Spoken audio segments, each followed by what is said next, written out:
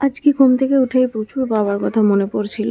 তারপরে ঘরের মধ্যেই বাবার কিছু স্মৃতি ছিল যেগুলো হাতে নিয়ে বসে পড়লাম সকাল সকাল। এখনও মুখটাও ধুইনি।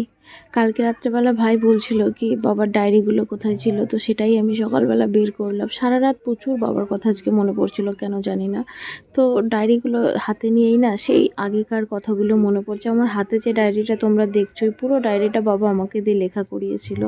কারণ এর আগে যে পুরনো ডায়েরিটা ছিল সেটা অনেকটাই পুরনো হয়ে গেছিলো, খাতাগুলো ছিঁড়ে ছিঁড়ে খসে যাচ্ছিলো। তো বাবা, আমি এর আগে যেবার এসেছিলাম আমাকে বললো যে তুই আসলে পরে তোকে দিয়ে একটা ডায়েরি লিখিয়ে রাখবো, তো সেটাই করেছিল। আর এইগুলো দেখো বাবার হ্যান্ডরাইটিং।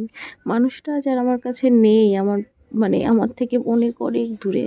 শত চাইলেও আর কোনো দিন তাকে দেখতে পারবো না, তার সাথে কথা বলতে পারবো না, কিন্তু তার এই যে স্মৃতিগুলো এগুলোকে বুকে আঁকড়ে ধরে মনে হয় যেন বুক ফাটা কান্না আসে। কিন্তু কিছু করার নেই, চাইলেও তো আর কোনো দিন ফিরে পাবো না। তো বাবা, তুমি